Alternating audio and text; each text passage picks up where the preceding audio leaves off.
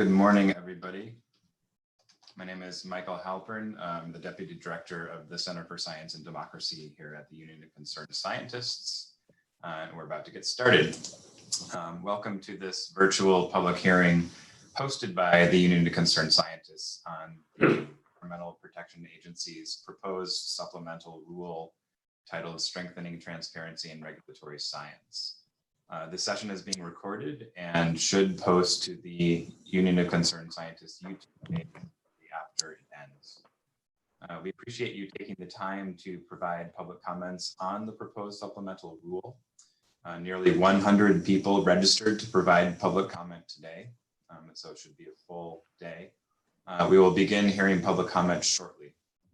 We do have some space at the end of this session and at the end of the two afternoon and evening sessions. So if you'd like to register to speak at the end of any of them, please email ucsvph@gmail.com. We will do our best to accommodate you. Again, that's ucsvph@gmail.com.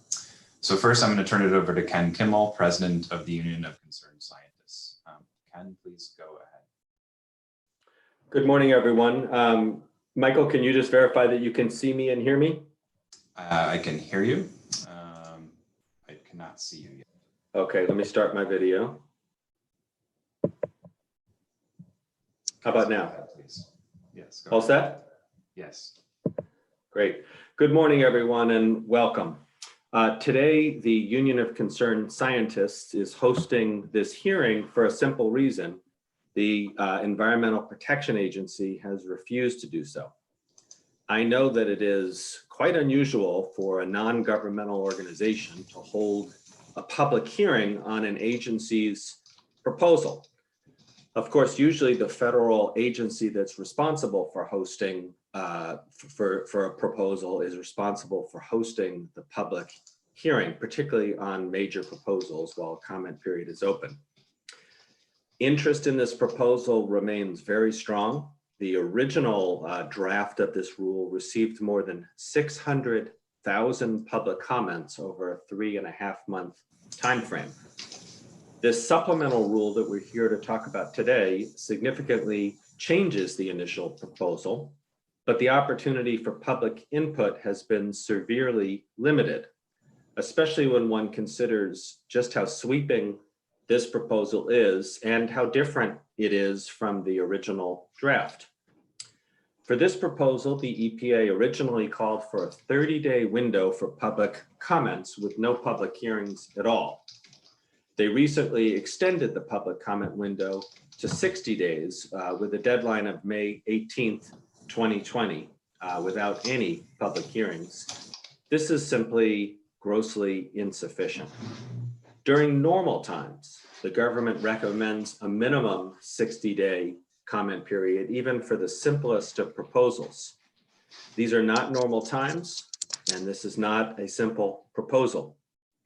Numerous science and public health organizations, including UCS, urge the EPA to extend the public comment period by at least 60 days plus a 30-day period beyond the end of the declared national public health emergency. We also asked for virtual public hearings, and unfortunately, the EPA has refused those requests. We also invited EPA to send staff today to listen to today's hearing and ask questions to those providing comment. EPA has declined our invitation. The COVID-19 crisis poses profound challenges to our country and to the world. The virus has disrupted all of our lives. Many of us are working remotely while caring for children who are out of school. Others are taking on the crisis directly and working extra hours at great risk, from healthcare workers to sanitation workers. Public health organizations are working overtime to provide scientific advice to protect individuals and communities throughout the country. Some people don't even have access to technology. So all of these conditions make it extremely difficult for public comment. So I should say it's enormously impressive to me that more than 100 people have registered to speak today. This is a testament to how many people realize just how significant this proposal is to EPA's ability to meet its mission and protect public health and the environment. We heard from many more who don't have the bandwidth today to provide comprehensive feedback on the proposal due to other commitments created by the pandemic. I think we can all agree, especially in light of the crisis we're in right now, that the best science, the best data, and the best analysis is not only important, it's literally a matter of life and death. So I hope today that the comments will shed light on this crucial question. Does the proposal that EPA has made advance, or does it undermine this imperative? Today's public hearing, of course, is not the only opportunity you have to provide public comment. I encourage everyone to develop written comments to respond directly to the proposal. UCS has developed a guide to providing effective public comments on this rule on its website. We expect EPA to do its job and seek feedback on its proposals, but when the agency fails, as it has here, we will step in to make sure that the agency receives as much feedback as possible. I look forward to hearing and reviewing the public comments that are made today. Thank you all for participating, and I'd like to turn it back to Michael. Thanks, Ken. So I'd like to provide folks with some background information and briefly describe the proposed rule on which we're going to be taking comments today. The EPA describes the rule as follows. This supplemental notice of proposed rulemaking proposes that the scope of the rulemaking apply to influential scientific information as well as significant regulatory decisions. This notice proposes definitions and clarifies that the proposed rulemaking applies to data and models underlying both pivotal science and pivotal regulatory science. In this SNPRM, EPA is also proposing a modified approach to the public availability provisions for data and models that would underlie significant regulatory decisions and an alternate approach. Finally, EPA is taking comment on whether to use its housekeeping authority independently or in conjunction with appropriate environmental statutory provisions as authority for taking this action. For both oral and written comments, EPA will only consider feedback that directly addresses the supplemental proposal. Therefore, please do your best to speak to the changes to the rule that are made in the supplemental proposal. Today's hearing will work as follows. Members of the public pre-registered to speak and were assigned a speaking time. They were asked to sign in to the webinar at least 20 minutes before their scheduled time in case we run ahead of schedule. We are here today to hear your comments on EPA's proposed supplemental rule. We will not respond to questions from attendees or speakers. In order to accommodate all speakers, testimony is limited to 4 minutes. After your name is called, we will ask you to proceed with your testimony. A transcript from this public hearing will be submitted to the docket and a recording will be made publicly available. If you have any written comments or other documents you would like to submit for the record, please email them to the email you received on your confirmation form, which is ucsvph@gmail.com. If you are watching this broadcast, you can also register to speak today at any of the sessions, and we will do our best to accommodate you by emailing ucsvph@gmail.com, and you will be added to the queue. We'll make our best effort to ensure that any comments spoken in languages other than English will be translated into English in the written transcript. And if you have any additional comments after today, please follow the instructions on the Federal Register notice for this proposal and submit your comments by May 18th, 2020. Again, UCS has provided a guide for people to make effective comments on its website. Today's hearing is broken into 3 separate sessions, which begin at 9 o'clock, 1 p.m. and 5 p.m. Eastern Daylight Time. Each session is being streamed live through the Union of Concerned Scientists YouTube channel and can also be viewed on the UCS website. And finally, we do ask for patience with this virtual hearing. People will have different internet bandwidths and familiarity with the technology. And if someone has technical difficulties when it is their turn, we will move on to the next speaker and return to that person who had technical difficulties later in the session. All right, so we're going to get started. I'm going to turn it over to Jason Jacobson, who will be running today's hearing. Jason, please go ahead. Thank you, Michael. As a reminder, all attendees are automatically muted. We will unmute you when it is your turn to speak. If you wish to turn on your video, you may do so. We will now begin our public comments. The first speaker is James Goodwin, who will be followed by Paul Billings and Andrew Rosenberg after that. I'm now going to turn it over to James. James, are you ready? Yes, I am. Go ahead. My name is James Goodwin, and I'm a senior policy analyst with the Center for Progressive Reform. I thank the organizers for holding this shadow public hearing, but I also appear today as a formal protest against EPA for its unconscionable decision to continue working on this dangerous rulemaking at all, let alone in the middle of a massive global pandemic. I appear today because I am among the few Americans fortunate enough to endure the hardships brought on by COVID-19 and still be able to participate in non-emergency government processes such as these. I also feel obligated to appear because as the father of 2 young children, I am extremely troubled by the harm that this rule might cause to them and others in their generation. And I feel obligated to appear since I have closely studied EPA's claimed legal basis for this contemptible rulemaking, which I will address now. The failure of EPA to identify a colorable legal basis for this rulemaking is emblematic of the Trump administration's brazen disregard for the rule of law.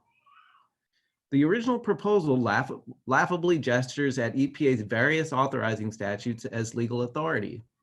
The ridicule this claim engendered appears to have spurred one of the most significant aspects of the supplemental proposal, namely the new claim that this rulemaking is authorized by the federal housekeeping statute. This argument has 2 critical flaws, though. First, the federal housekeeping statute doesn't apply to EPA, only executive departments. Second, even if the statute did apply to EPA, it would not supply the legal basis for something like this rulemaking.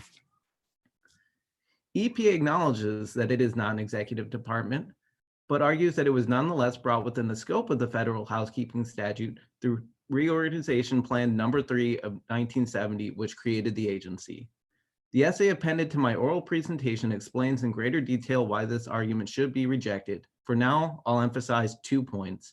1, Reorganization Plan No. 3 conspicuously makes no mention of the federal housekeeping statute. Instead, EPA is left to infer a transfer of that authority through a vague catch-all provision. In essence, then, the agency claims Congress implicitly intends for EPA to be considered a department, but just hasn't gotten around to officially declaring it. 2, while Congress has updated the list of executive departments several times since 1970, it has never included EPA. Most recently, it did so with the Department of Homeland Security, which, like EPA, was pieced together from several existing agencies. Even if the federal housekeeping statute did apply to EPA, it would not supply the authority for something as radical and controversial as this rulemaking. While the appended essay addresses this argument in greater detail, I'll emphasize 2 points now. 1, the censored science rule is a far cry from the kind of modest and non-controversial internal operating procedures that Congress envisioned for the federal housekeeping statute. To wit, the original censored science proposal is so controversial it attracted over 600,000 public comments. 2, even the Supreme Court case that EPA cites to support its argument that the rulemaking is covered by the federal housekeeping statute, Chrysler Corp versus Brown, makes clear that the censored science rule exceeds the modest authority that the law provides.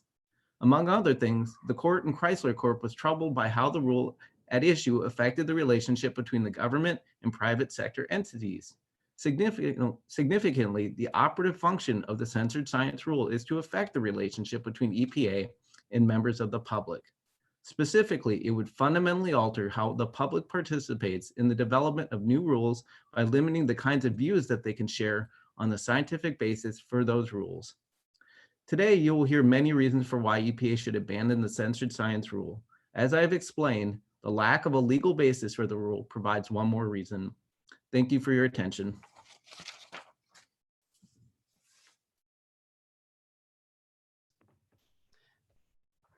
Thank you, James. The next speaker will be Paul Billings, followed by Andrew Rosenberg and Chris Fry.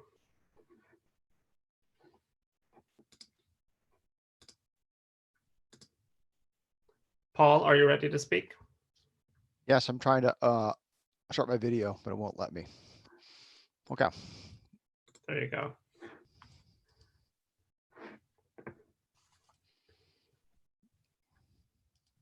We can hear and see you. Good morning. I'm Paul Billings, National Senior Vice President, Public Policy at the American Lung Association. The American Lung Association is the nation's oldest voluntary health agency. Today, I'm speaking on behalf of the nearly 37 million Americans with lung diseases, including asthma, lung cancer, and COPD, and everyone who wants to breathe clean, healthy air. We want to thank the Union of Concerned Scientists for convening this hearing as the nation struggles with the COVID-19 pandemic. Every day, the news reminds us of how important lung health is for all of us. The American Lung Association and 15 other health and medical organizations have asked EPA for a 60-day extension to the comment period and for EPA to convene 3 public hearings. We reiterate our request for at least 60 additional days to comment and for EPA to convene public hearings. The American Lung Association opposes the proposed rule, and we urge EPA to withdraw it.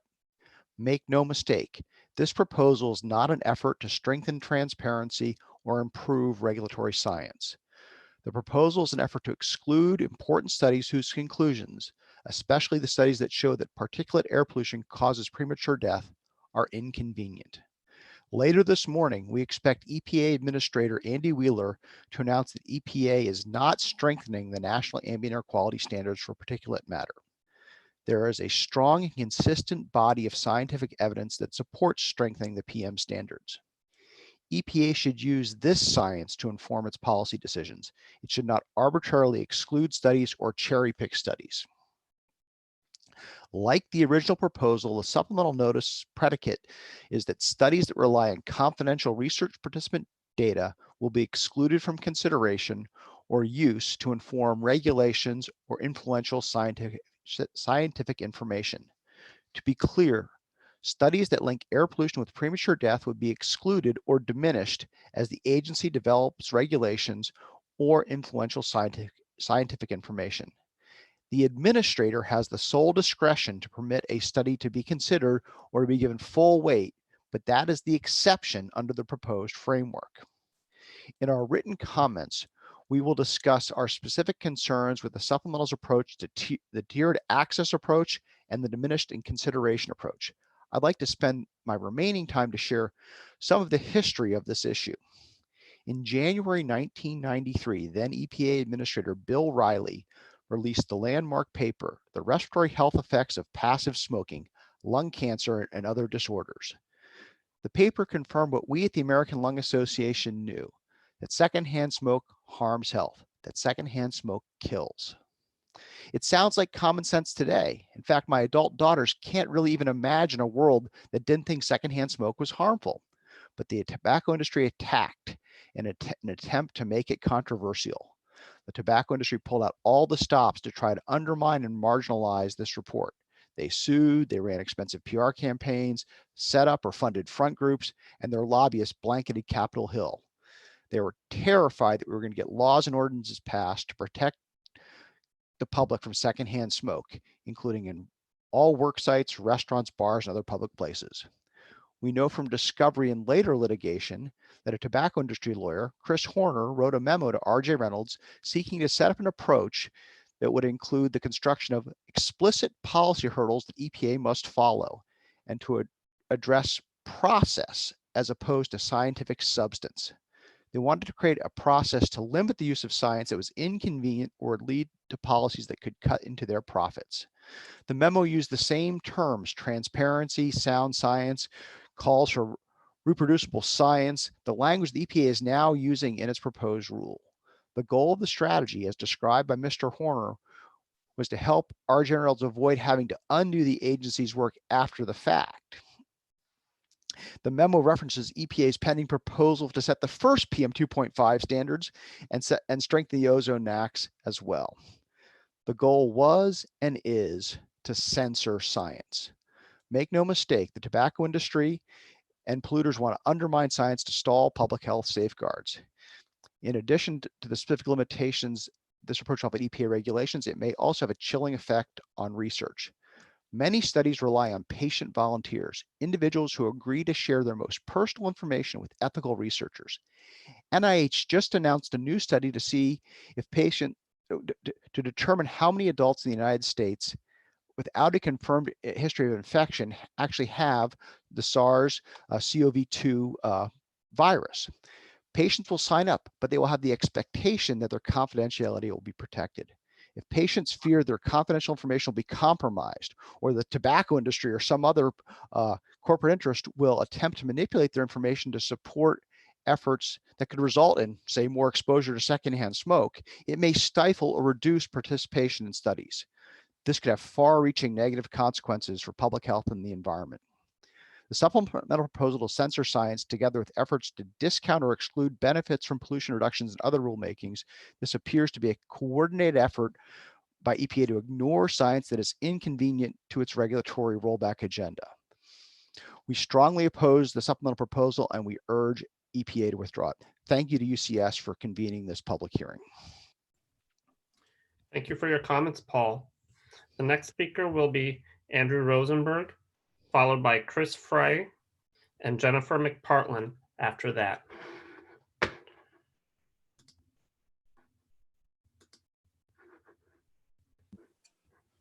Andrew, go ahead.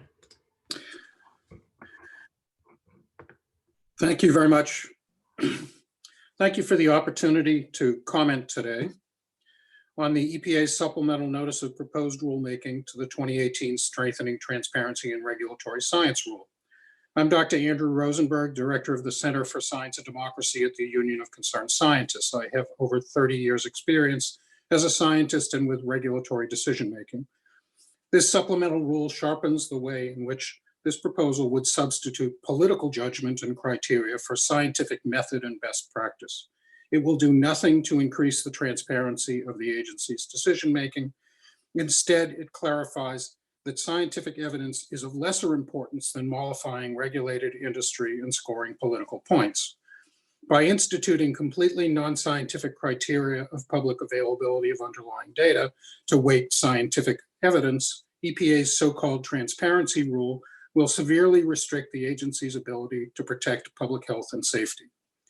Under this proposal, not only will critical studies be ignored for no other reason than the inability to make all of the underlying data public because of personal or business privacy concerns, the administrator will have the authority to waive this requirement on a case-by-case basis with no specified reason.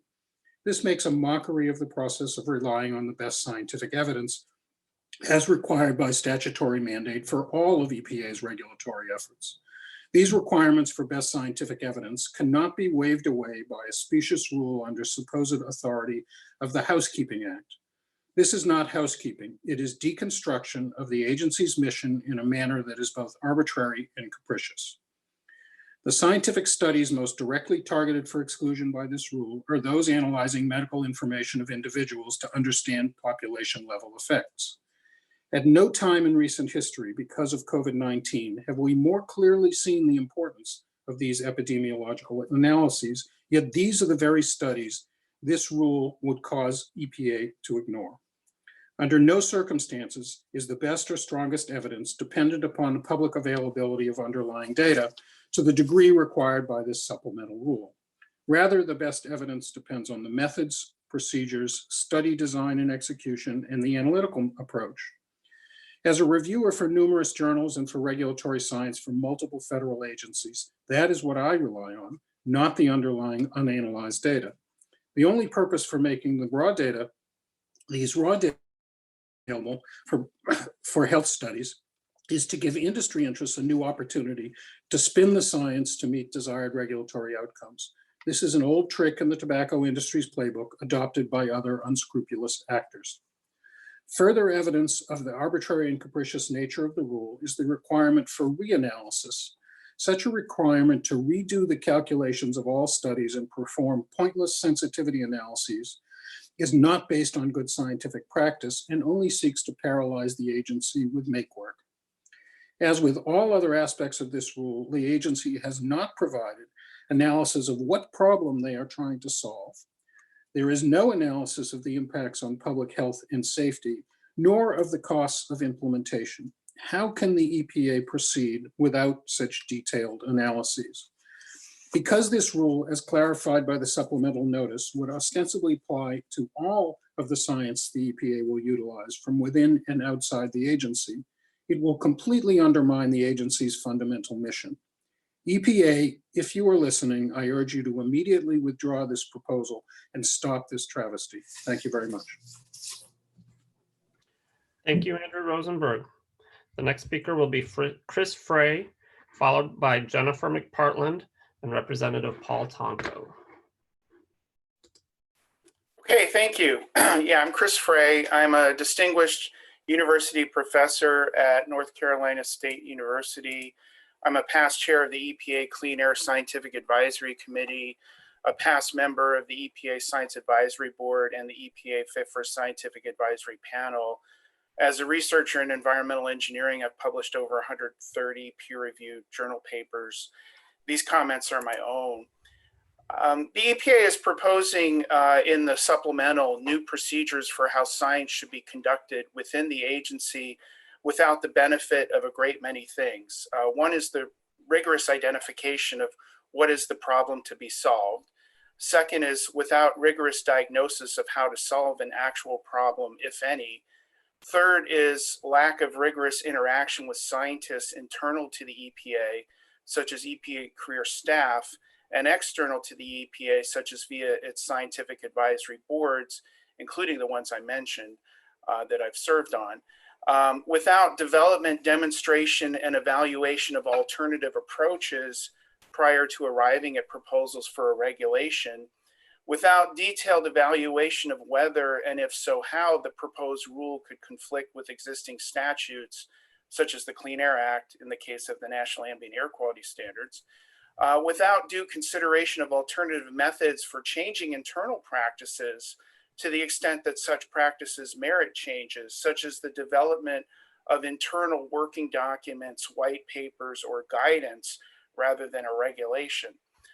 Without development of experience with the proposed measures by testing them prior to attempting to codify them into a regulation, without engagement of program offices such as via the EPA Science and Technology Policy Council to assess how the proposal would affect development of regulations across all environmental media throughout the agency, without a background information document containing model case studies, such as commonly provided in the development of many environmental regulations that illustrates how the proposed rule would be applied in multiple contexts, the implications of the rule for the time and effort to conduct scientific analyses, and for the costs not just to EPA, but to stakeholders who produce scientific information. And I think most egregiously, without seeking input from the National Academy of Science on a proposed rule that has sweeping implications for how science should be developed and used in regulatory decision-making. In the past, EPA has sought input from the Academy in advance of making large changes to its scientific enterprise, such as the famous 1983 Red Book report on risk assessment in the federal government and many others. EPA should address each and every one of these deficiencies. The net effect of the lack of due diligence by EPA is a confusing proposal that appears to be a solution in search of a problem and that will create problems potentially far worse than the solutions it claims to provide. For example, in the supplemental, the definition of terminology remains confusing, with the term reproducible being used in a manner that directly contradicts a proffered definition on the very same page of the Federal Register notice. It is clear that this proposal lacks input from the actual scientific community.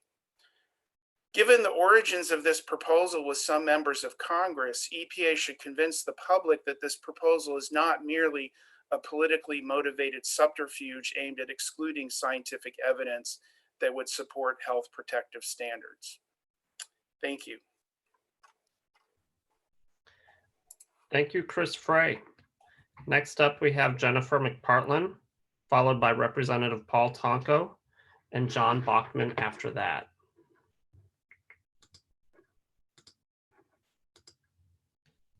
Jennifer McPartlin, you may go ahead. Great, thank you. Just starting my video here. Hi. All right, good morning. My name is Jennifer McPartlin, and I'm a senior scientist in the health program at Environmental Defense Fund.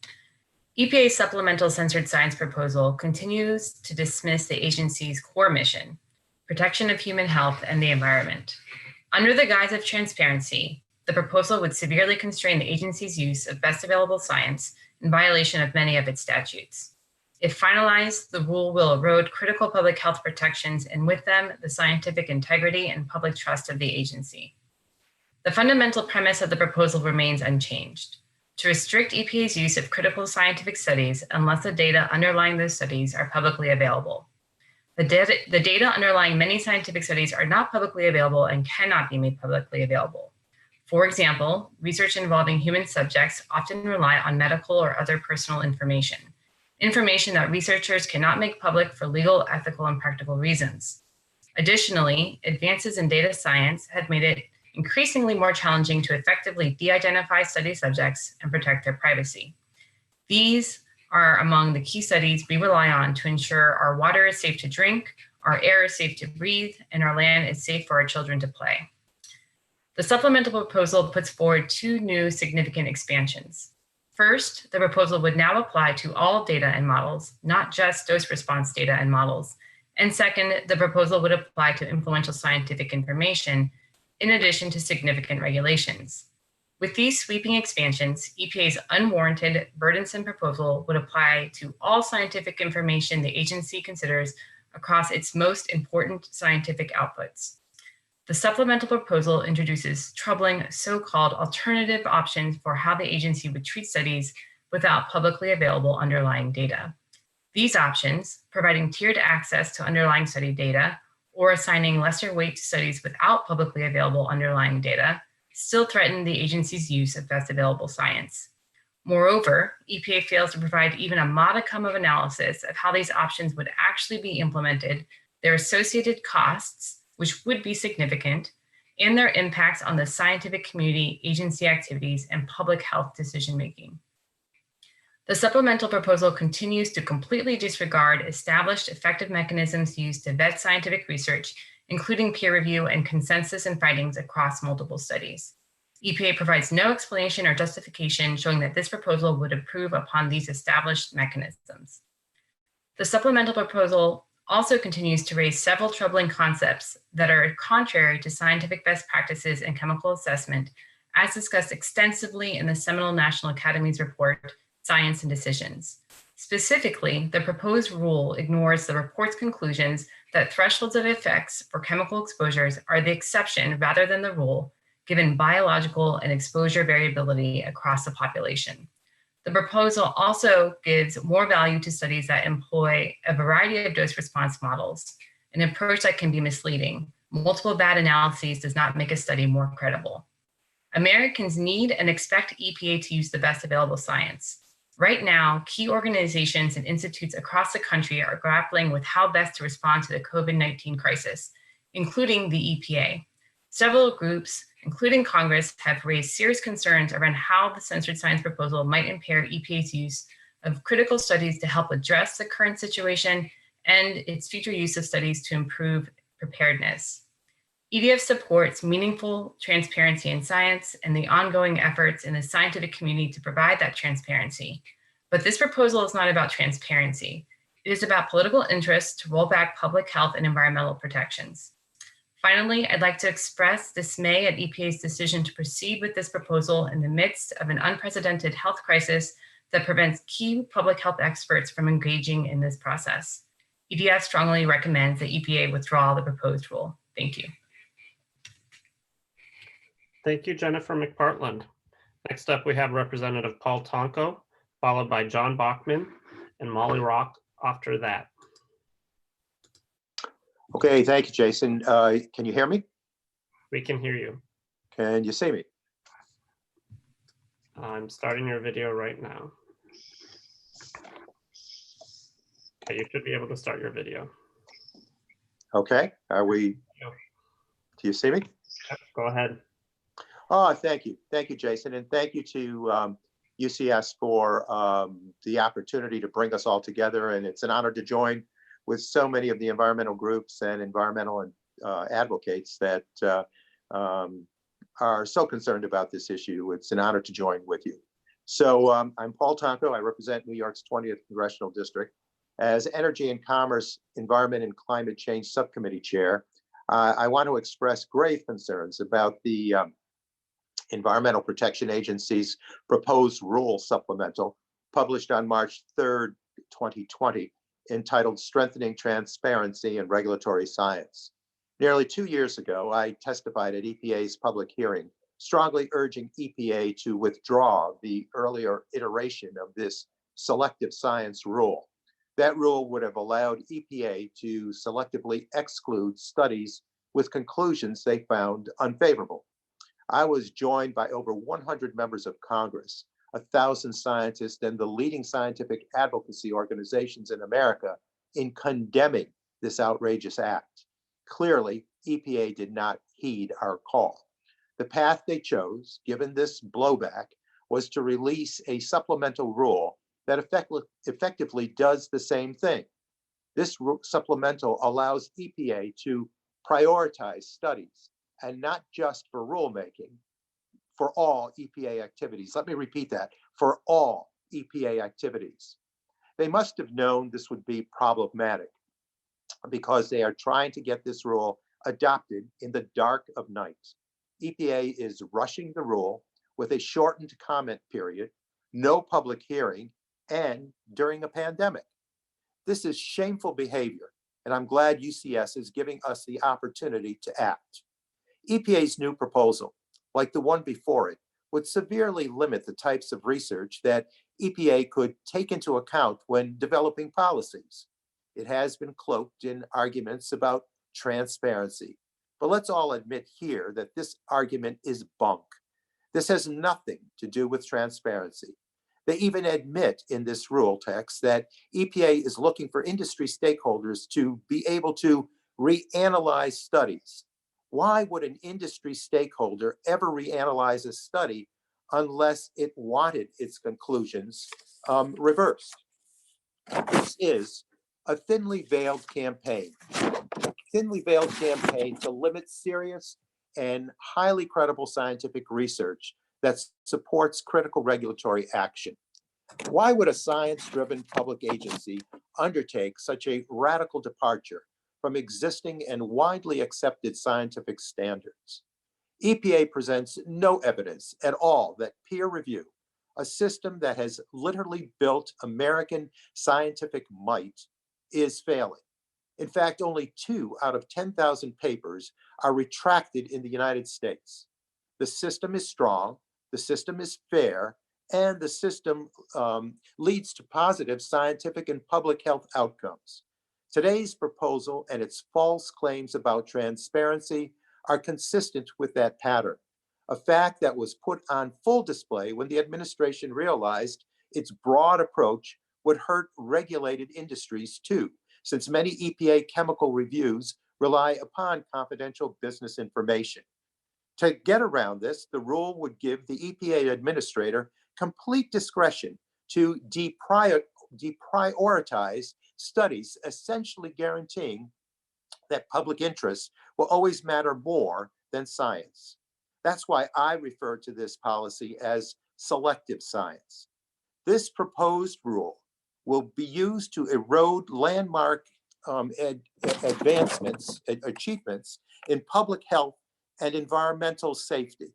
For example, we know the Clean Power Plan would have led to reductions in pollution that were predicted to prevent some 3,600 premature deaths, 90,000 asthma attacks in children, and 300,000 missed school and work days each year.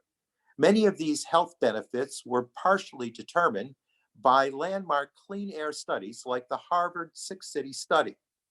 This is equivalent to telling CDC they can't use health data when fighting coronavirus. It is both insane and dangerous. So 86 of my House colleagues stand with me on this. And as do countless everyday Americans. They are all aware of the reality here that this is not about transparency. This is not about protecting human health or protecting our environment. This emperor simply has no clothes. I must again ask EPA to put science and public interest ahead of political and special interests and withdraw this rule based on its negative impacts on science and its negative impacts on our public health. With that, I thank you for the opportunity and thank you again for bringing us together.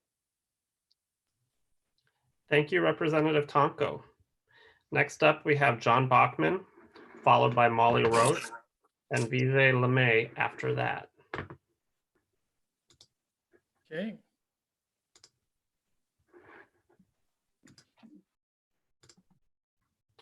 John, go ahead. Okay, I'm starting the video. Am I there? Yep, we can hear and see you. Okay. Look, we're just 8 days before the 50th anniversary of the first Earth Day, and I have some questions. First, why is EPA in such a hurry to finish a rule?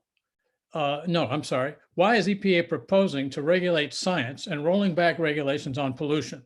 Why is EPA in such a hurry to finish a rule for which there is not only no legislative mandate, but if actually adopted and implemented would cause the agency to violate many of its statutory mandates? Why do EPA's political leaders pretend that they actually care about science and external science advice or transparency in developing policy when again and again their own actions show otherwise? A fair review of the supplemental proposal must conclude that it would expand greatly the problems, cost, and wasted effort inherent in the original, while continuing to weaken regulations and assessments by walling off access to many important scientific studies. Most importantly, EPA has still not demonstrated either the need for nor the benefits of regulating science, much less the costs.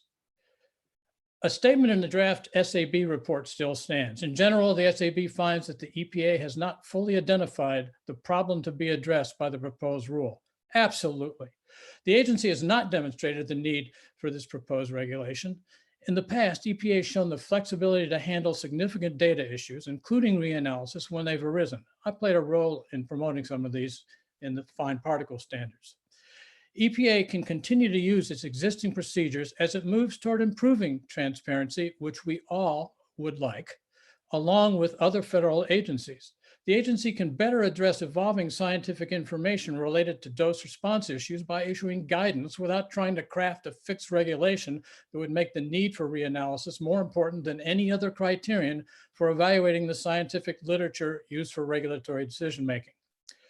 The supplemental proposal offers several unattractive choices in the guise of trying to recognize the overwhelming objections from the scientific community on the original rule. Publicly available tiered access versus restricted access, including studies completed before the rule or not. The second, less favored options try to give an appearance of being reasonable. To quote one CASAC chair, baloney, because EPA has done no assessment of costs and benefits of the proposal and options. I looked at a single set of important studies that play a major role in the current review of the science and policy for fine particulate air pollution standards. My purpose was to determine what studies might essentially be excluded under the core rule options in 30.5. Like the famous 6-city and ACS programs, these are cohort epidemiology studies of fine particles and mortality, or what Chris Frey calls SOOT. It's generally not possible to provide unfettered access to the personal information needed for reanalysis. EPA's assessment lists over 40 such studies. Under the first option, I found that at least 30 of these would be excluded from consideration, just as in the original proposal. Under the alternative, at least 25 would be downgraded to lower consideration solely on the basis of data availability. Lower consideration or weight are not that different from exclusion. Finally, EPA's leaders' true disregard for science is obvious in their actions, like shortening SAB and CASAC terms, dumping scientists who have EPA funding but not industry consultants, cutting EPA's research budget, unilaterally dissolving the expert panels long used in air standards reviews, failing to consult with SAB before the 2018 transparency proposal and waiting nearly a year to respond to SAB's request to review the rule with a polite no. SAB went ahead and did it. Bottom line, this rule will fail. It will lose in court. Dump it, EPA. Thank you. Thank you, John Bachman. Next up, we have Molly Rausch, followed by Vijay Maya and Debra Wallace after that. Just one second, Molly.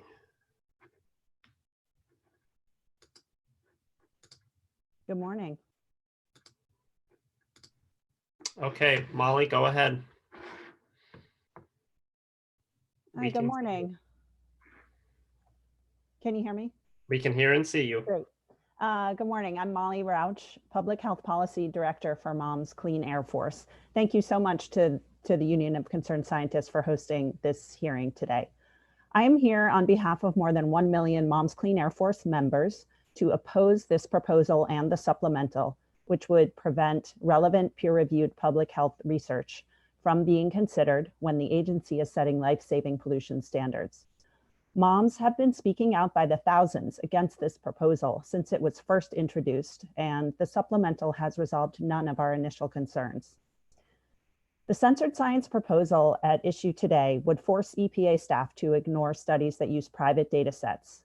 This, when much of the research on the health effects of pollution relies on data that needs to be kept private, things like birth dates, home addresses, and medical diagnoses. It's precisely this kind of private data that has informed some of the most important, large-scale, and groundbreaking research on the health impacts of pollution. In fact, it's the same type of data that underlies the research that told us that secondhand smoke was unsafe. And as parents, we rely on this type of research to protect our children from pollutants and other health harms. The censored science proposal is the cornerstone in a large-scale attack on health science at EPA, and specifically the scientific process of Clean Air Act rulemaking. We have seen this so far most clearly with the science advisory process for the National Ambient Air Quality Standards. Some of the changes we have seen, as discussed by Dr. Bachman, include disbanding advisory panels, rushing scientific review without adequate expertise, barring EPA-funded scientists from serving on advisory panels, while creating no equivalent limits on the appointment of industry-funded scientists, and so on.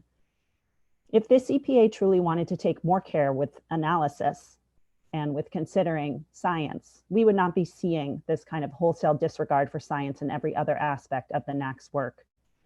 Indeed, Administrator Wheeler is likely at any moment this morning to propose an update to the particulate pollution NAAQS that refuses to tighten the standard. And that current standard clearly allows for thousands of premature deaths and other health problems, thereby ignoring the best available science. So this rule attempts to solve a problem that does not exist. EPA already has the capacity to evaluate the strength of studies. The process laid out is simply unnecessary. It would be a huge waste of time and a waste of resources. And as UCS experts have pointed out, this would provide the benefit of basically an arithmetic check. But it would also sideline crucial epidemiological research. In the proposed supplemental, the EPA administrator has the sole authority to exempt studies from this blanket censorship process. Putting this option in the administrator's hands means that this is not a scientific process. This is a political process. So in the guise of transparency, this rule attempts to shield heavy industry from responsibility for lethal pollution. Right now, the country's facing an unprecedented global health crisis in the coronavirus. People's lives are upended all across the country, and we're relying on the scientific expertise of health researchers more than ever. We are seeing firsthand in real time how strong science helps us make the best decisions we can for the health of our children, our families, and our communities. If we've learned anything in the last weeks, it's that we must listen to scientists and learn everything we can about threats to our communities to make the best decisions. This is really no time to engage in a stealth operation aimed at censoring the scientific underpinnings of our nation's health regulations. Moms Clean Air Force strongly opposes the censored science proposal and supplemental, and we urge EPA to withdraw it. And I want to again say thank you to the Union of Concerned Scientists for the consequential rule. Thank you. Thank you, Molly. The next speaker will be Vijay Maya, followed by Debra Wallace, and Beto Lugo Martinez after that. Vijay, one.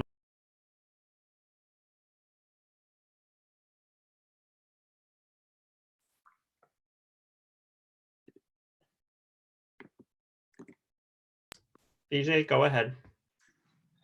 Hello, my name is Vijay Maya, and I want to thank the Union of Concerned Scientists for organizing this virtual public hearing today. I'm trained as a PhD environmental epidemiologist, and I'm also a former EPA scientist, focusing on better understanding the harmful health effects of air pollution. At the EPA, I worked on air pollution and health science data and policy. I now work as a scientist at the Natural Resources Defense Council, NRDC. With regards to the supplemental proposed rule, it includes a number of glaring and foundational deficiencies, and there's a significant absence of any attempt by EPA to assess the major risks associated with actually implementing this proposal. I'm concerned by EPA's lack of justification for the sweeping reach of the supplemental proposal, which is all-encompassing compared to even the original proposed rule. EPA now says that its science censorship rule would apply to any data and models used by the agency to craft its regulations. The change is significant, and it's an expansion of the net cast in the original proposal, which was limited to dose response data and models. And this change could weaken a wider range of current pollution controls all across this country. But that major change in scope was never justified in the proposal. Moreover, this proposal is poorly conceived at a fundamental level, and as you've heard this morning, attempts to address a problem that simply does not exist. EPA has not, in the original proposed rule or in the supplemental proposal, adequately identified any particular problem to be addressed by this unprecedented agency action. The concern was identified earlier by EPA's own scientific advisory board. This was months ago in regards to the original proposal, but the agency did not address that concern in the supplemental proposal. EPA has not meaningfully engaged with the scientific advisory board in assembling its supplemental proposal. And in the supplemental proposal, EPA has not responded in any meaningful way to the major questions and concerns identified by the SAB about this rushed effort. EPA has historically relied upon thousands of high-quality public health studies for decades in order to understand how environmental contaminants like air pollution affect human health.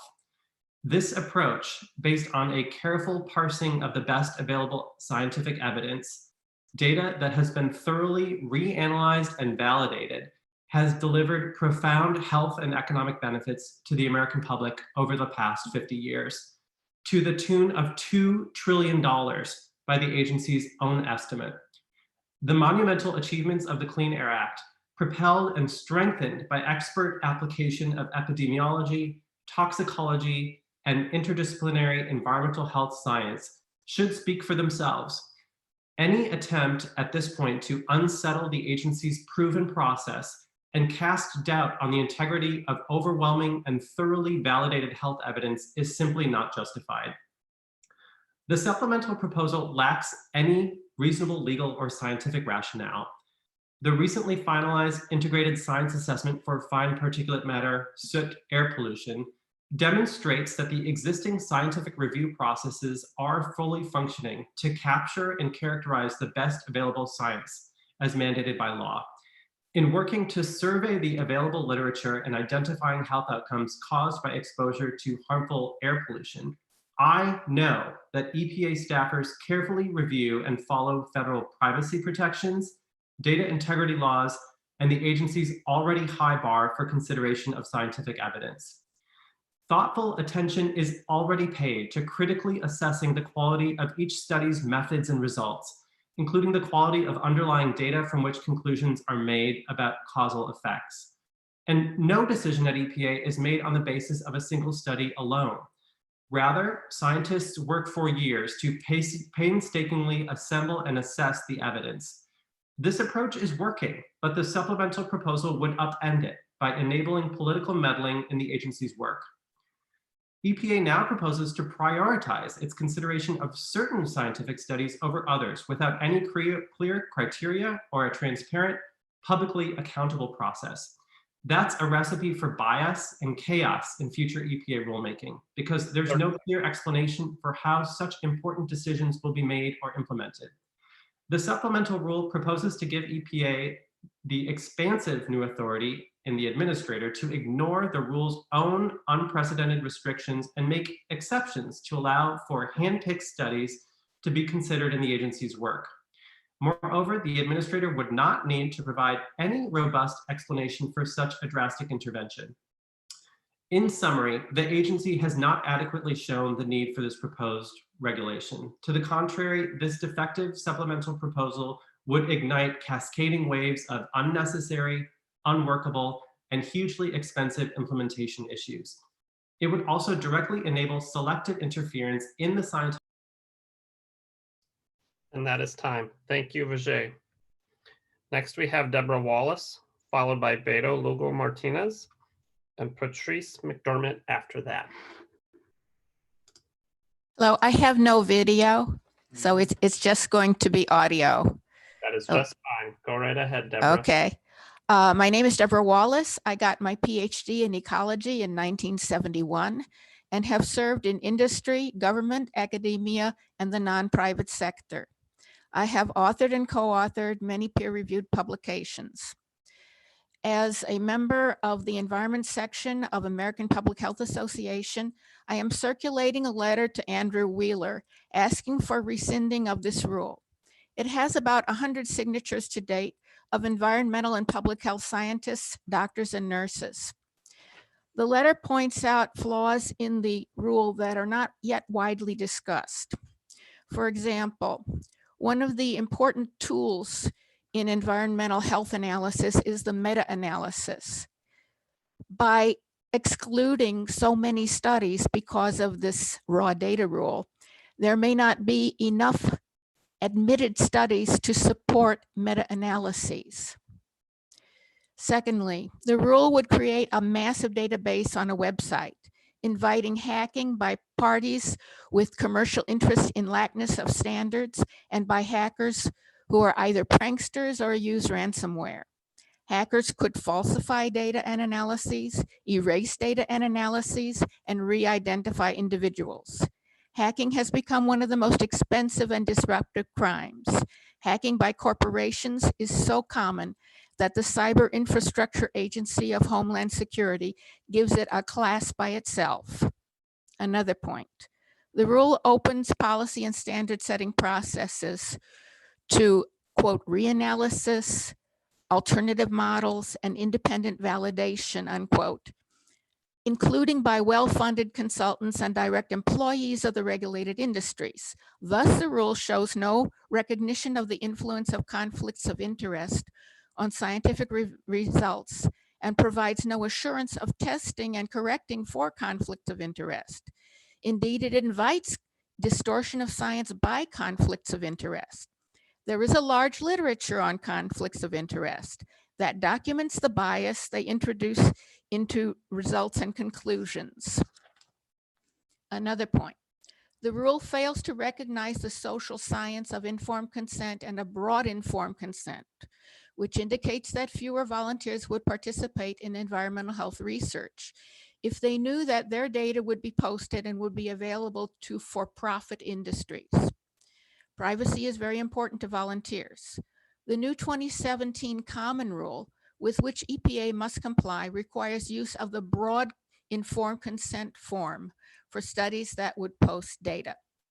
Certain classes of potential volunteers, especially members of minority groups and people concerned about privacy, would shy away from giving broad consent. Thus, the rule would severely impair development of science, and there are papers out there in the literature about this. This rule usurps the debate function of the larger scientific community in deciding what is influential and highly influential scientific information, what science is appropriate to support this scientific information and regulatory standards, and the methods for making these decisions. The rule ignores the evolution of this debate and the knowledge of this important function of the scientific community that we gain from the disciplines of philosophy of science, history of science, and sociology of science. There are at least half a dozen journals in sociology that explore the sociology of science and how we come to know what we know through the interactions within the scientific community. Thus, the proposed supplement would lead to failure of EPA to fulfill its functions of protecting the environment and environmental public health, to subversion of environmental science and environmental health science by undue influence of regulated industries, and to strangulation of science both at the level of consideration of the studies used for policy and regulation and at the level of producing science based on volunteers. Thank you very much for allowing me to introduce these ideas. Thank you, Deborah. Next, we have Beto Lugo Martinez, followed by Cam Viner Depew, and after that is Patrice McDermott. Hi, good morning. Beto, go ahead. Yeah, hi, good morning. This is Beto Lugo Martinez. I'm based out of Kansas City. And I have a short comment letter that I put together, and I want to thank UCS for actually putting this this virtual meeting together in spite of not having open public comment, availability with the EPA or their agency. So a little bit of background of my organization, my organization is called Clean Air Now. It's an environmental justice organization in Kansas City. We work on the front lines of environmental racism in communities fence-line to industries, which have recently been given a green light to increase pollution during the current pandemic. Our communities here are already struggling. Not just our community, but a lot of communities across the country are already struggling to survive. The COVID pandemic is making the usual challenges even more difficult to overcome. Decisions made about health and environment should be based on the best available science, period. The deceptively titled Strengthening Transparency in Regulatory Science proposal does just the opposite by keeping highly respected and peer-reviewed scientific studies from informing government decisions on public health and environmental protection. As its misleading name suggests, this rule's intent and effect is to exclude from consideration scientific studies that examine the health impacts of environmental contamination and toxic chemicals that meet all scientific validity and rigor simply because they rely upon public data, such as confidential medical information, simply because the studies depend upon non-public data. These studies are possible because the researchers promise to protect communities, protect confidentiality of patients or subject matter participants.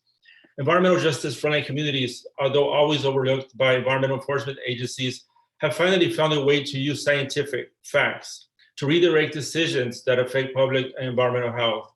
And one of these examples is through community-based participatory research, through CBPR. Communities have found a way to engage in the conversation with industry and environmental regulators and the people who make the laws. We are using data, quantifiable data, and other evidence-based information to engage in the conversation to really protect the community's best interests. Now that communities have a way to engage in the conversation beyond simply providing personal stories, now the government is trying to take this away from us. It is hypocrisy. Before we were called vigilantes and emotional and too soft. Now that we are providing factual, hard science, the government wants to exclude science and pick and choose when a rule does or doesn't apply. That is the opposite of a transparent process, excluding specific studies and making it harder to use science to put new safeguards in place.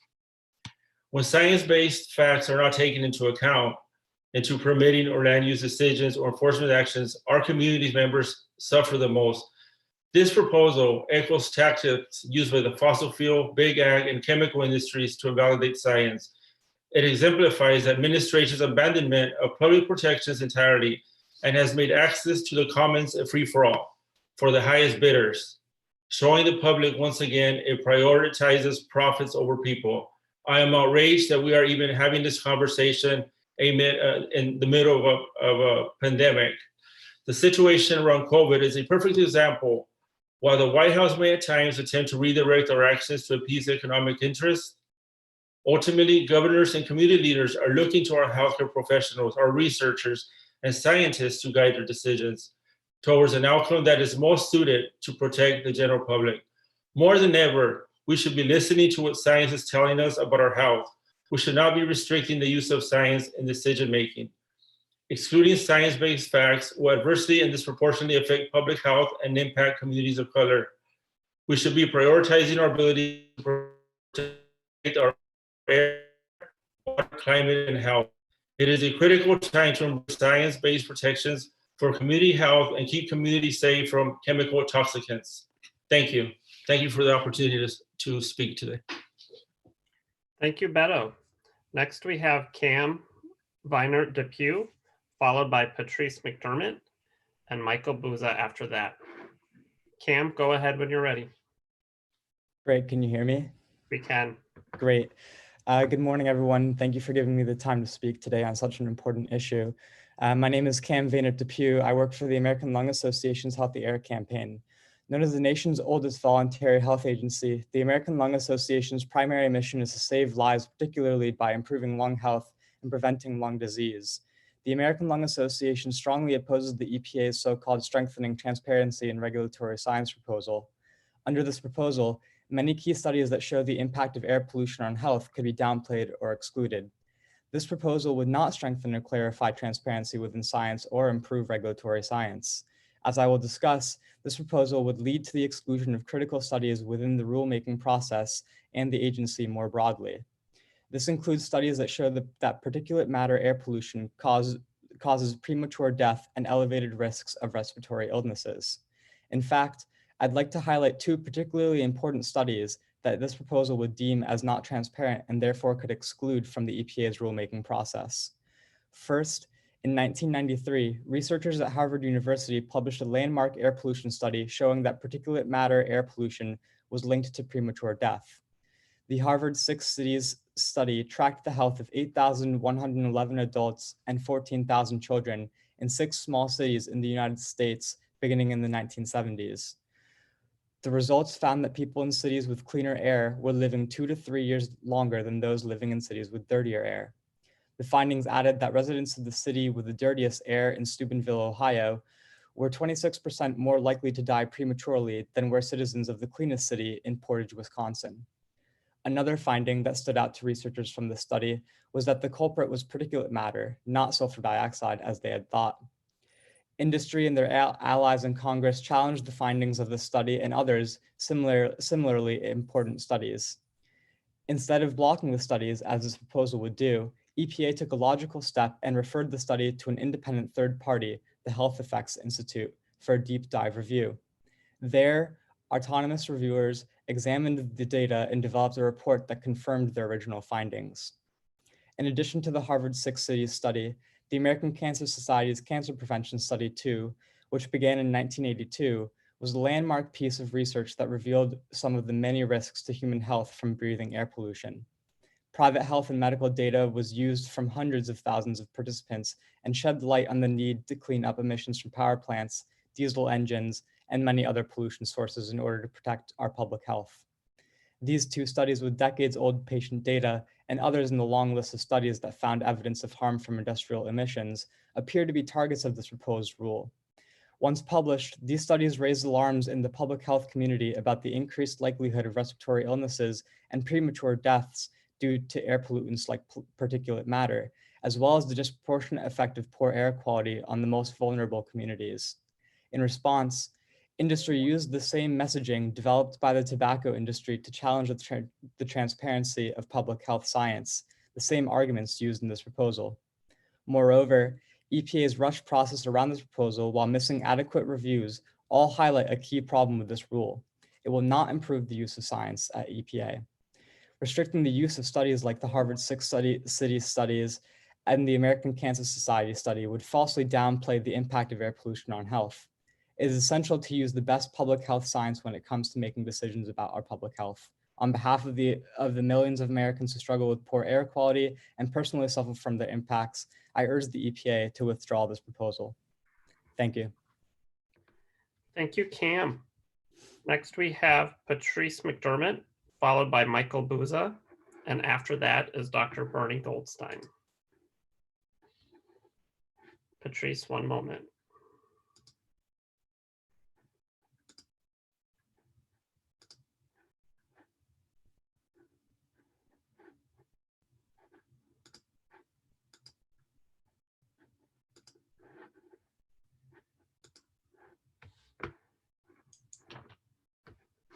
Patrice, go ahead.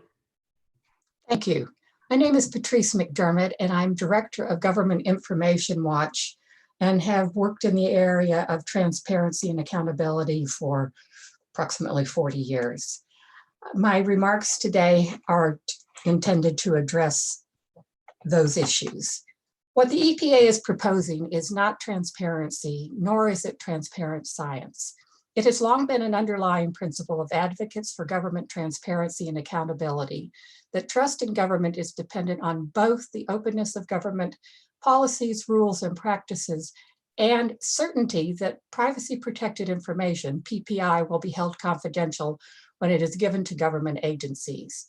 We have become increasingly aware, moreover, of the near impossibility of anonymizing personally identifiable information, even with tiered access to independent validation, when such validation includes the information necessary, quote, necessary to understand, assess, and reanalyze findings by entities outside the agency. In the proposed rule, EPA reserves the right to itself to place less weight on the studies to the point of entirely disregarding them if the data and models underlying pivotal regulatory science are not made available in full to EPA, are not quote unquote transparent, by which EPA means that the underlying raw data is made publicly available in a manner sufficient for independent evaluation. Such raw data includes medical records and other PPI that are required to be held confidential. At the same time, EPA would be required to, quote, give explicit consideration to a long list of models that could be prepared by outside stakeholders.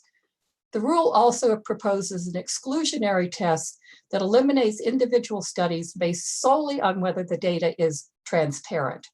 There is, however, no clear mandate that the models prepared by outside stakeholders be held to this standard.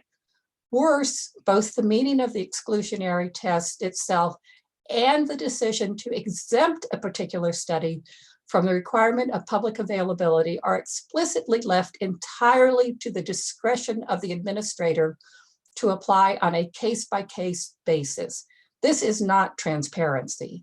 The following principles and recommendations are drawn from Rena Steinzer and Wendy E. Wagner with permission. Transparent science should make publicly available a conflict of interest disclosure statement if the study was privately sponsored, as well as the underlying contract governing that research, in order to ensure that researchers' independence to determine study design and results was preserved. A clear statement of the methods for data collection and analysis used in the study to allow for scrutiny and even replication of the study, and all of the underlying data, presumably in digital form, that is not original specimens, etc. A proposal for transparent science should, one, apply the same standards to all scientific research and analyses used by the agency, particularly research that is not published and that has escaped rigorous peer review. Require that a list of all excluded research be shared with the public as decisions are made. Such disclosure could be accomplished by listing excluded or presumptively excluded information on a dedicated website in the course of a rulemaking agency or decision, and 3, be applied to all technical analyses prepared by the agency. as this proposed rule neither conforms with the principles above nor meets the requirements for a proposal for real transparent science, I urge that it be withdrawn in its entirety. Thank you. Thank you, Patrice. Next up, we have Michael Buzza, followed by Dr. Bernie Goldstein and Trisha Della Locano after that.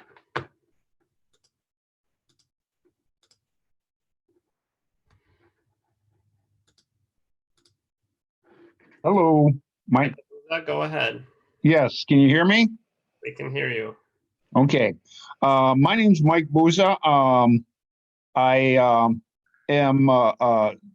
currently the chair of the Nepicing group of the Sierra Club. I've also worked 40 years in the past. I'm retired now, but worked 40 years in the past in healthcare services in a variety of roles, including 14 years as an administrator. My comments are as follows. The EPA proposed rule to supplemental strengthening transparency in regulatory science appears to ignore the real life world of doing research. The new rules would require scientists to disclose all raw data, including confidential medical records, before the agency could consider an academic study's conclusions. These new proposed rules appear to ignore the HIPAA rules and state confidentiality laws that clinicians and medical researchers must live under. Any violation of the HIPAA or state confidentiality laws can result in stiff fines and loss of professional licenses. In essence, the researchers could ruin their career to release their findings. All persons who have access to medical records are required to have annual training on the HIPAA rules and state regulations on confidentiality, so there is no room for denial of the laws and regulations. The EPA has proposed supplemental rules, a supplemental rule to strengthen transparency in regulatory science would make it virtually impossible to conduct research to ensure the environmental safety of the public, which the EPA is supposed to protect. To follow EPA rules, the state confidentiality laws would require obtaining release of information from all subjects in the study. If a number of persons refuse to sign the release, this could put into question the reliability of the data. Also, most likely, limit the number of subjects in the study, again, putting into question the reliability of data. It appears that the current EPA goals is to make it impossible to conduct research to protect the citizens of the United States. I would like to conclude by thanking the UCS for providing me this opportunity to speak. Thank you very much. Thank you, Michael. Next, we have Dr. Bernie Goldstein, followed by Trisha Della Locano and Ben Leviathan after that.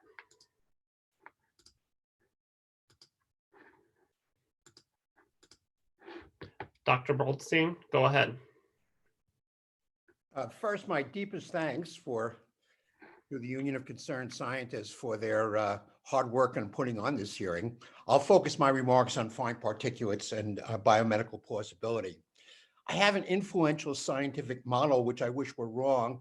It predicts that I am the oldest person at this hearing, and with 54 years of experience, have the longest tenure in performing what I personally believe to be highly pivotal and scientifically influential environmental health studies, all 200 of them. Science is a web.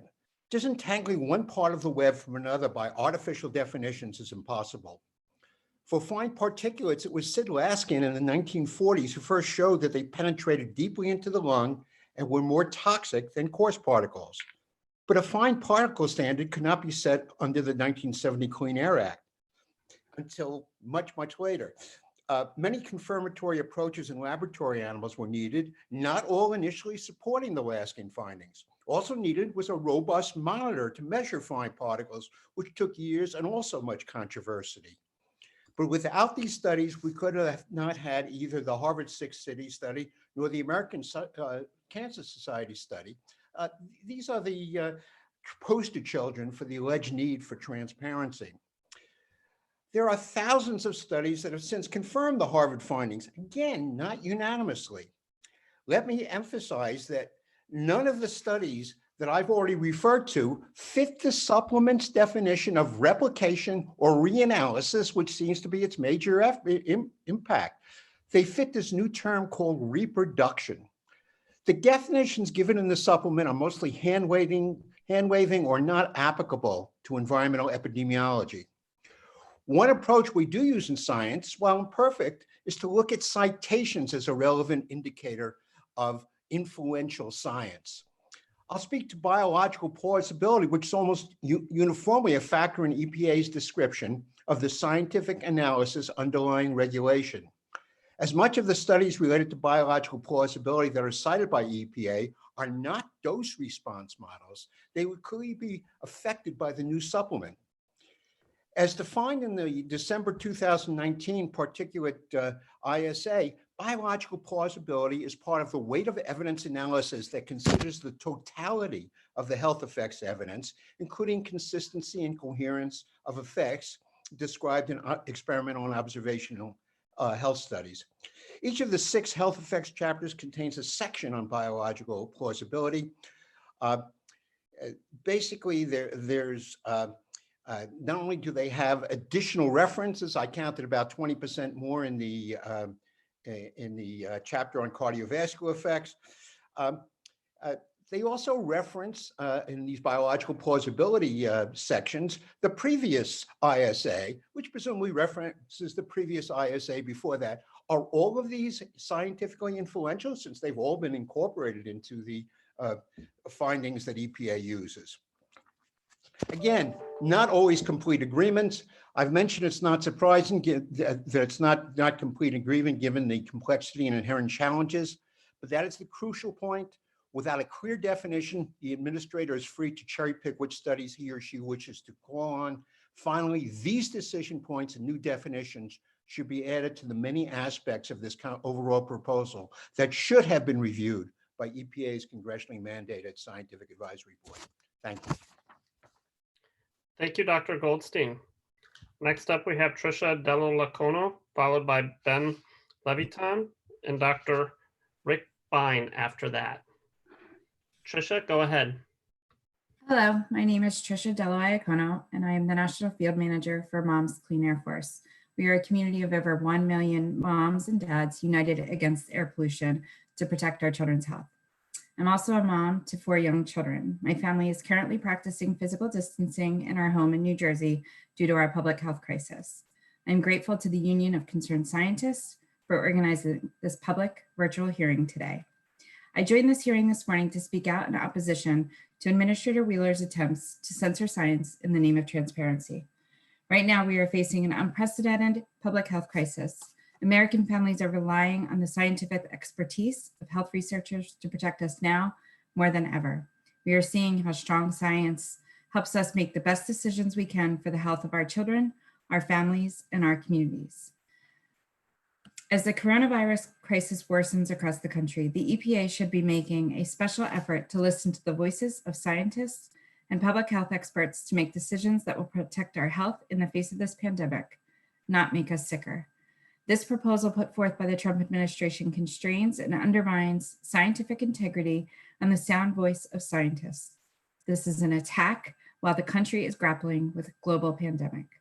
The EPA's censored science proposal would prevent relevant, peer-reviewed public health research from being considered when the agency is setting life-saving pollution standards.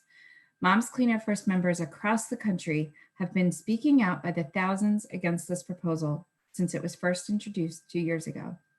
The latest revision to the proposal is just as problematic as when it was first introduced, and we remain deeply concerned about the implications to protecting children from pollution.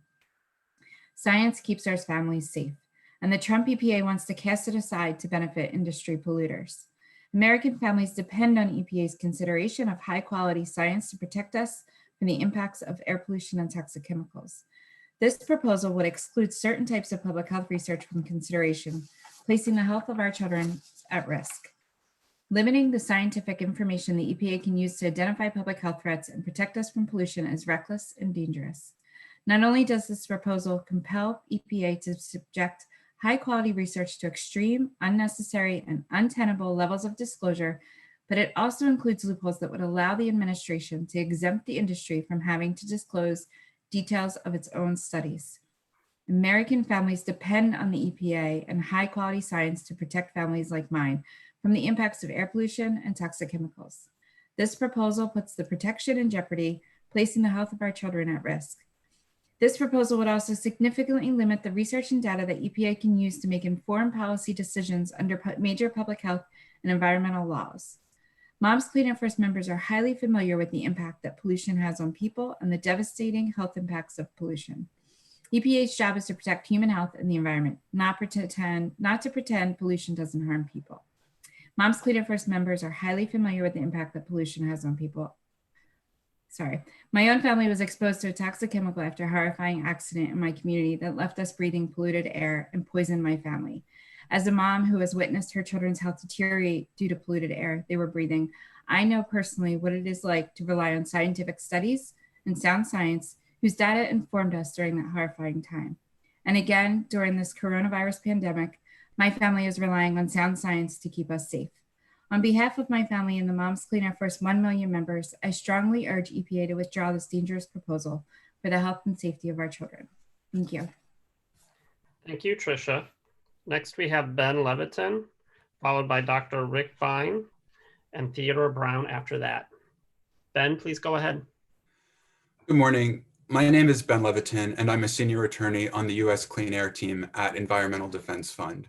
On behalf of our more than 2.5 million members and supporters, EDF urges EPA to withdraw its reckless and unlawful proposal to censor the science that protects public health and the environment. This supplemental notice greatly expands the reach of the original proposal, severely limiting EPA's use of the best available science to protect public health. Like the original proposal, the supplemental notice fails to remedy any problem, is not consistent with scientific practice, and inflicts grave harm on our communities, especially the most vulnerable.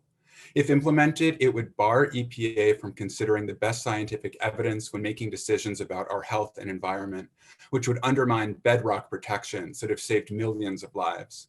EPA's supplemental proposal fails to address the fatal deficiencies that EDF and others raised in comments on the original proposal, while creating additional problems. The supplemental proposal also underscores EPA's lack of legal authority to issue this deeply harmful rule.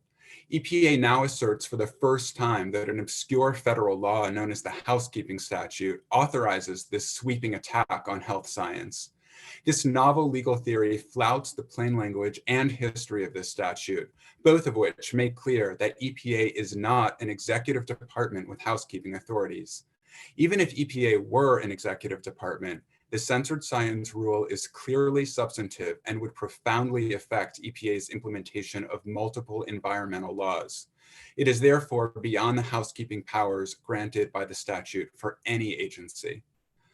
In addition, today's virtual public hearing by no means excuses EPA's unlawful failure to hold its own public hearing.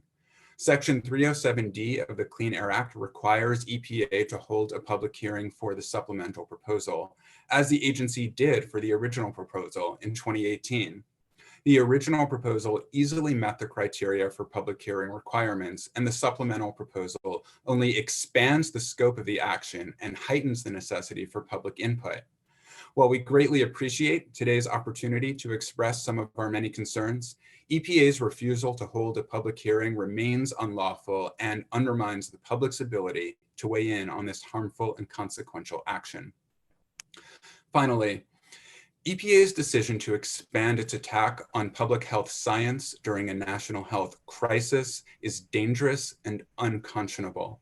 Our nation's healthcare and medical professionals are courageously working on the front lines of this crisis, saving lives imperiled by COVID-19 while risking their own. These experts' input on the supplemental proposal is critical, but they cannot and should not have to divert their attention from our national crisis to meet EPA's arbitrary comment deadline.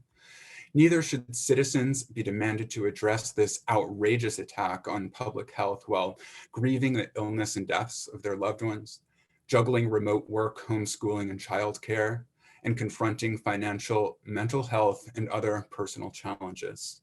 It's unacceptable to endanger the public health and welfare with this supplemental proposal at any time, but it's even worse during a period of unprecedented confusion and peril for the nation. For these reasons, and others that we'll include in written comments, EDF calls on Administrator Wheeler to immediately withdraw this proposal. Thank you. Thank you, Ben. At this time, we are going to take a short break. We've had a couple of speakers that haven't been able to connect, and we want to make sure that we ensure consistency with the schedule that has been posted. So at this time, we will take a short pause until 10:45, and we'll pick it up then with Dr. Rick Bine. Thank you. Okay, we are going to resume the virtual public hearing at this time. Next up, we have Dr. Rick Bine. Dr. Bine, go ahead when you're ready.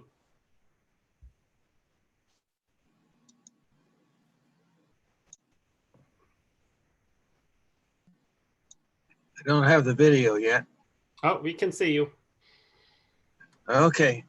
I'm Rick Bine, Professor Emeritus, Department of Geography at IUPUI, better known as Indianapolis University, Purdue University at Indianapolis. My area of focus is environmental conservation and a number of other disciplines. The action by EPA clearly reflects the self-interest to ignore science. This action reflects the attitude of the Trump administration, making the EPA a puppet. The original admission of the EPA has become negated. Wherever science limits big business, science is ignored.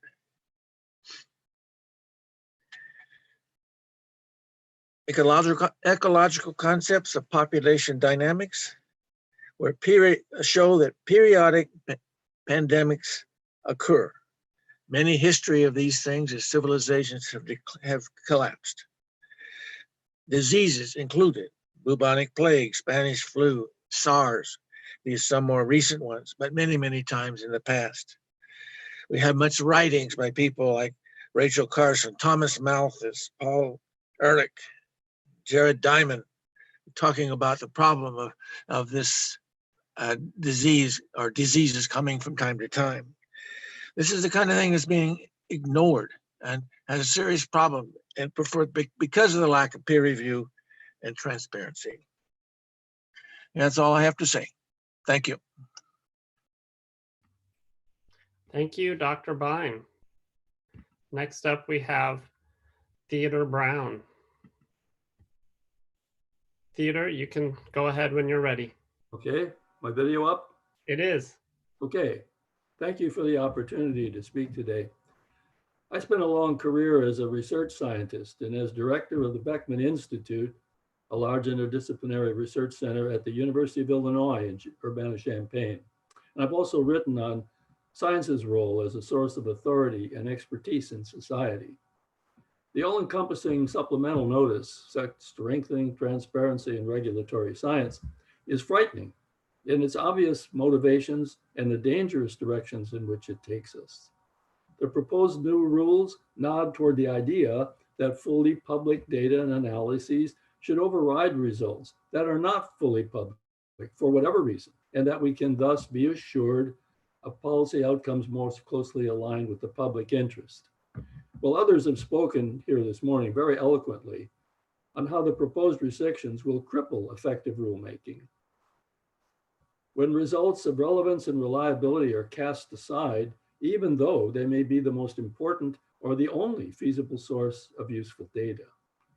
The proposal reeks of tipping the scale toward narrow interests, somewhat like the moves we've seen on both the national and local levels to restrict access to voting by introducing artificial and arbitrary obstacles.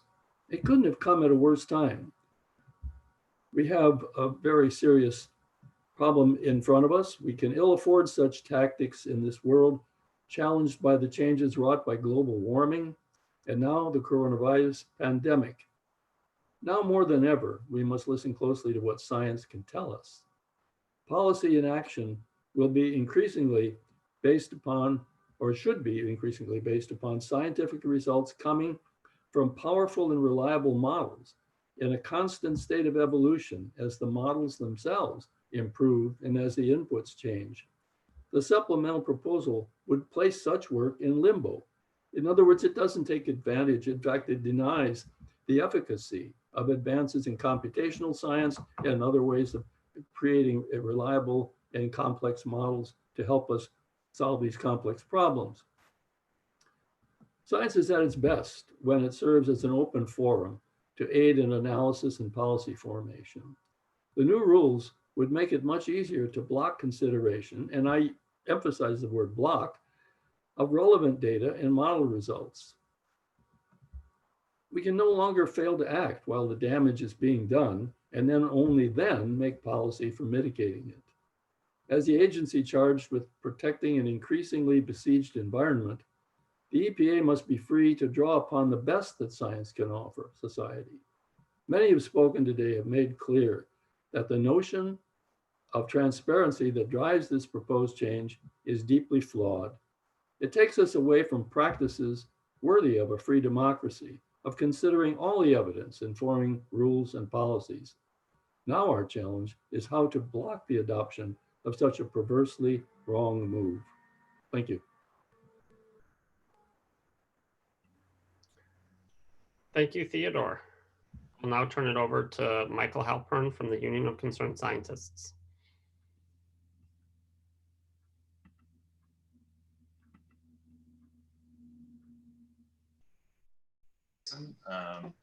We have one or two more people we are expecting to log on over the next few minutes.